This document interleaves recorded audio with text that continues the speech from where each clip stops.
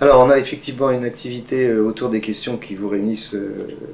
aujourd'hui. Je voudrais saluer tous les amis du forum que je n'ai pas le plaisir de voir malheureusement. J'aimerais être avec vous, mais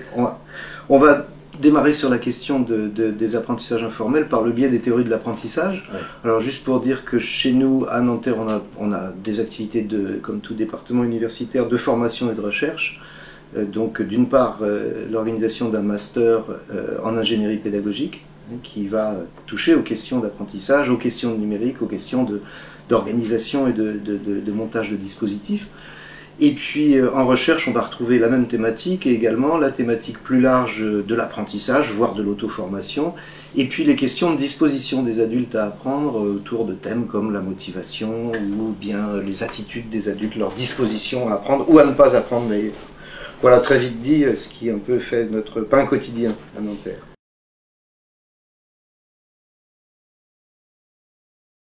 Je crois qu'il y a un phénomène de société autour du numérique, tout le monde est au courant, et particulièrement au forum, de l'impact social qu'a la pratique quotidienne de ces outils. Alors, vu de notre fenêtre à nous, c'est finalement une façon de plus, et assez accélérée ces dernières années, de se poser la question centrale, comment est-ce que les gens, les adultes en particulier, apprennent? Et peut-être graduellement de relativiser, au moins dans un premier temps, la question qui nous vient à tous à l'esprit en tant que professionnels de la formation, c'est-à-dire comment former les gens. Je crois qu'on assiste à un espèce de glissement, je l'espère du moins, et nous on l'encourage autant en recherche qu'en formation,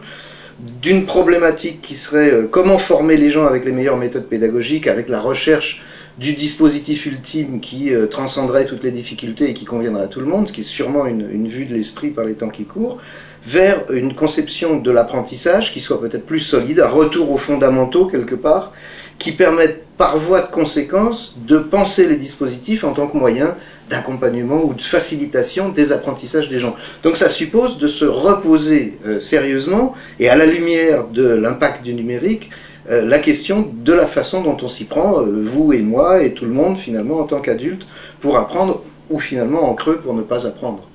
L'avenir est à une espèce d'auto-ingénierie par lequel les salariés construiraient par eux-mêmes leur système de ressources, alors évidemment en évitant l'écueil qu'on signale toujours à ce moment-là de l'abandon pédagogique, de dire finalement puisqu'on est dans une société de l'auto-formation numérique, il n'y a qu'à laisser les gens se débrouiller. Alors je crois que là les entreprises et les professionnels de la formation sont fort heureusement sensibles au fait qu'il y a des limites à l'autodidaxie.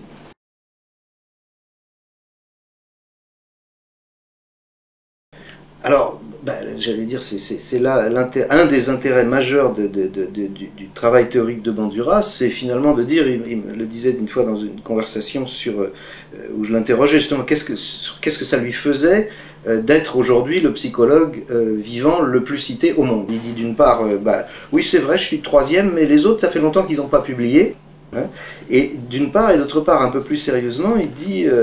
la difficulté avec ces théories-là, c'est comment peut-on aujourd'hui penser la psychologie et les apprentissages sans avoir intégré le phénomène des médias. Et il dit c'est tous ces gens, tous ces psychologues ont fait leurs œuvres alors que la télévision n'existait pas. Alors, effectivement, on peut remonter certains comportements, et je pense particulièrement à des comportements très automatisés, qui sont parfois nécessaires, voire indispensables, je pense au pilotage dans le transport aérien, implique de connaître un peu Skinner, et puis la façon dont le conditionnement crée finalement des formes de réflexes associés de façon très rapide, avec peu d'intervention cognitive, et du moins peu de temps pour la réaction cognitive, des réactions qui suivent assez facilement un schéma stimulus-réponse. Donc c'est pour dire que, contrairement à ce qui se dit beaucoup, il ne faut peut-être pas jeter les psychologues antérieurs avec l'eau du bain. Alors de même Piaget et les théories du développement, de même Vygotsky avec tout ce qu'il a apporté sur le plan de la liaison entre les contextes sociaux et puis les lois du développement psychologique. On pourrait même aller jusqu'à dire Freud dans une certaine mesure sur l'inconscient qui est d'ailleurs redécouvert par les psychologues aujourd'hui, puisqu'il y aurait un inconscient cognitif qui dominerait beaucoup de nos comportements sans qu'on s'en rende bien compte. Tous ces psychologues, et on pourrait en citer d'autres, qui ont travaillé dans la première moitié, principalement dans la première moitié du XXe siècle, montrent aujourd'hui leurs limites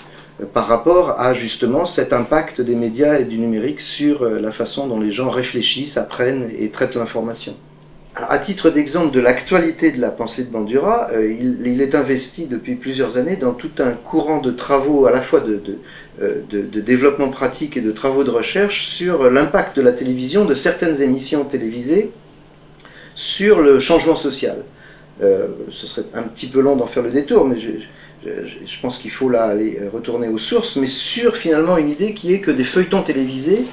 pouvaient amener des changements de comportement dans des domaines comme la prévention du sida, dans des domaines comme la prévention des grossesses prématurées chez les jeunes filles, des domaines comme les violences conjugales, comment ces émissions télévisées, sous certaines conditions et de qualité médiatique et de construction d'une trame qui suit les règles de la psychologie de l'apprentissage, peuvent aboutir à de véritables comportements de changement qui ont une portée sociétale assez large.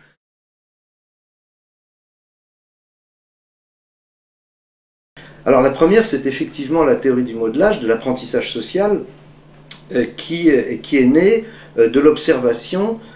de la façon dont les enfants imitent, mais le terme d'imitation, il ne faut pas le prendre au sens vraiment de l'imitation simpliste de comportement sans réflexion, c'est le traitement cognitif des modèles que l'on observe, qui doivent avoir certaines conditions pour être d'une part observés, mais d'autre part en quelque sorte analysés et ensuite réappropriés. Ce qui amène la théorie du modelage, c'est-à-dire le fait qu'on apprend beaucoup de choses finalement en se comparant aux autres et en observant et en traitant l'information issue du comportement des autres. C'est la fameuse poupée bobo, on peut trouver sur internet des petits films tout à fait éclairants là-dessus. Et à travers toute une série de déclinaisons expérimentales, il a montré l'impact sur les petits-enfants du comportement de l'adulte qui, par exemple, martyrise une poupée et comment un groupe auquel on a montré ce modèle violent de comportement va adopter des comportements violents, alors qu'un autre groupe d'enfants va au contraire avoir vis-à-vis de la poupée un comportement beaucoup plus pacifique et inoffensif. Alors ça a donné lieu à son ouvrage traduit en français en 1977 sur l'apprentissage social. Et je pense qu'il ne refuserait pas l'influence behavioriste parce qu'il est suffisamment conscient de ses racines pour savoir qu'il est parti du behaviorisme, mais pour en faire en quelque sorte la critique. En disant en particulier, si on apprenait tout dans la vie par essai et erreur, il y a longtemps que les avions ne voleraient plus. Parce que on aurait évidemment une impossibilité, qu'il y a tout un tas de comportements de la vie quotidienne qu'on ne peut pas apprendre simplement, ou qu'on ne peut pas s'offrir le luxe d'apprendre par essai et erreur.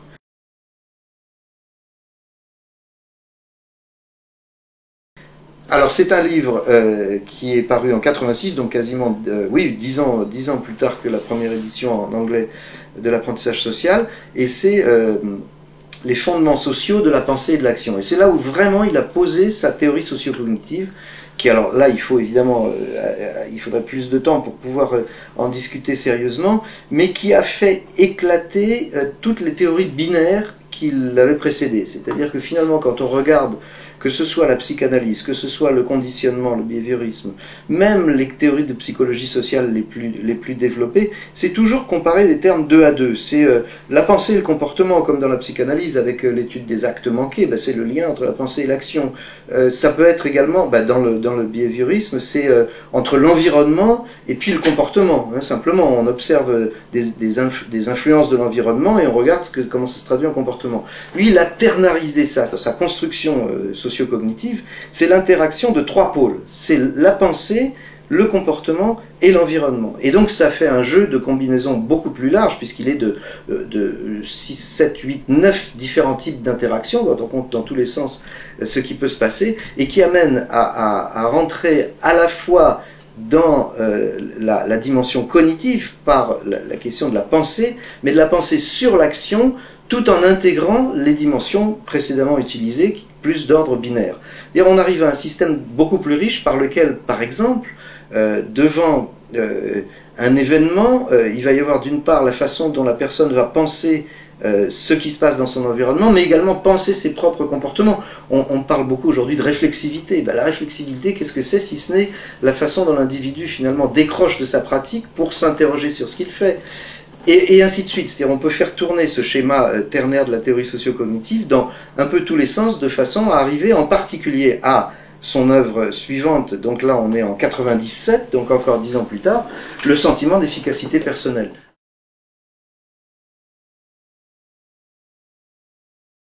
Sur le sentiment d'efficacité personnelle, on peut prendre l'exemple, par exemple, du rapport à l'école, que ce soit en pensant à sa propre expérience scolaire, même si elle est parfois lointaine, ou à celle de ses enfants ou de proches. C'est par exemple le premier cours de technologie, je crois que c'est en 4e. Selon qu'on vient d'un milieu extrêmement tourné vers l'informatique, la technique, voire la science, et qu'on a dans son habitus familial finalement une espèce d'accoutumance, voire de plaisir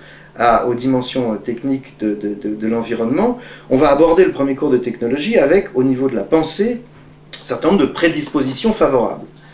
C'est donc le pôle de la pensée. On va, à partir de ce moment-là, arriver en classe et puis se trouver confronté à des tâches qu'on va vraisemblablement réussir mieux que d'autres parce que, en fonction justement de ces prédispositions, de cet habitus en termes bourdieusiens favorable à la technologie. Et donc, elles vont faire un premier devoir qui va être vraisemblablement une réussite.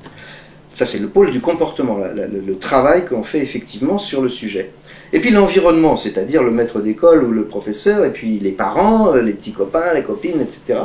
vont, au vu de ce comportement et de cette réalisation, renvoyer des feedbacks qui vont être de l'ordre de « Ah ben dis donc, toi, tu as une sacrée note, comment tu fais ?» etc. Les parents vont être contents. « Ah ben ça, évidemment, toi, tu es fait pour la technologie. » Et le professeur va vraisemblablement livrer un très bon commentaire qui va renforcer la construction de ce sentiment d'efficacité personnelle. Ce qui va ramener, là on en est au pôle de l'environnement, cette action de l'environnement va être à nouveau interprétée au niveau du pôle de la pensée en termes de ouais, là ça marche bien, je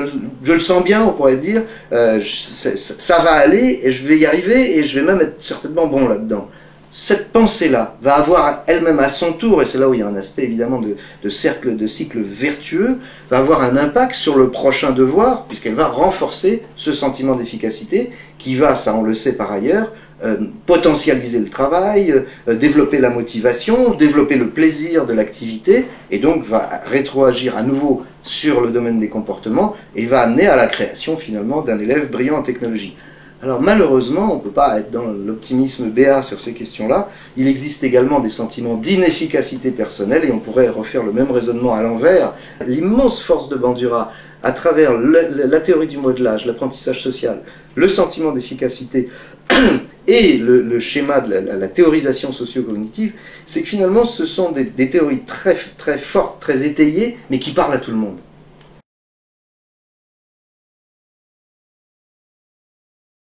Il travaille aujourd'hui encore à donc 80, donc ça doit faire bientôt 86 ans,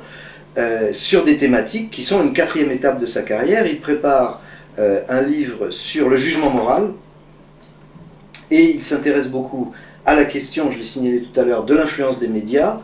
et également à la perspective de l'autodirection dans le domaine de l'apprentissage et dans le domaine de la conduite de sa vie, avec un raisonnement qui est qu'il n'y aura pas de survie et de développement possible s'il n'y a pas un apprentissage graduel à l'autodirection dans le domaine finalement de la conduite de son existence et des apprentissages. Ce qui nous ramène à la question de l'informel, des ressources qu'on a pour apprendre aujourd'hui, de cette invasion ou de cet enrichissement de nos ressources par le numérique. Et je crois que de ce point de vue-là, Bandura est le plus grand référent théorique qu'on puisse avoir pour penser l'apprentissage demain, et en particulier les apprentissages informels et le numérique. Donc je ne peux qu'encourager à la lecture non seulement de la revue Savoir, mais également de son ouvrage majeur sur l'auto-efficacité, dans l'attente du suivant.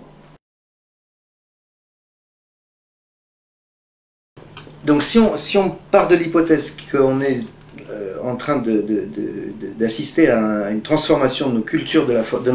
de la formation pour évoluer vers un modèle de l'apprenance, on peut rétroactivement se dire que le modèle initial était celui de la transmission, très adossé à des théories d'orientation behavioriste par lequel le formateur a pour objet d'élever son niveau de qualité dans la transmission de façon à ce qu'en quelque sorte automatiquement le formé, d'ailleurs le terme est parlant en soi, objet de la transmission, apprennent par l'effet de la qualité du message pédagogique. Dans le deuxième stade, donc on n'a plus un participant ou un élève objet, formé, à qui il faut transmettre de façon linéaire et si possible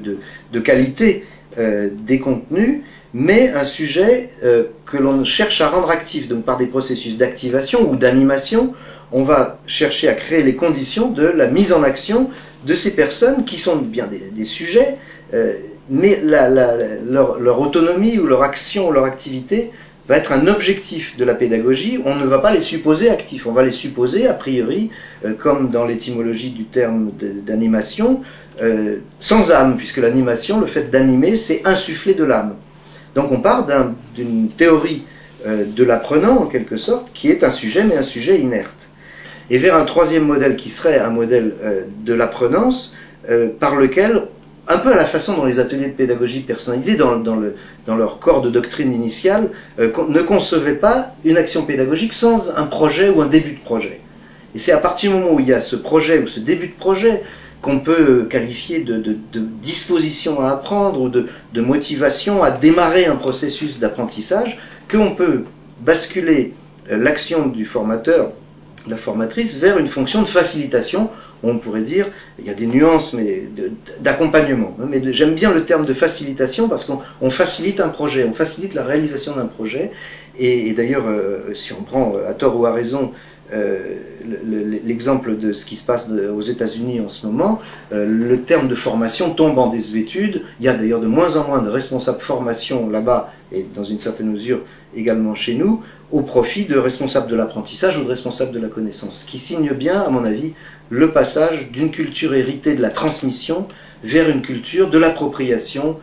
et d'un sujet apprenant, proactif ou agentique, si on veut utiliser des grands mots, c'est-à-dire qui graduellement s'approprie les contenus du savoir, avec l'aide de gens dont c'est la professionnalité que de faire de l'accompagnement ou de la facilitation.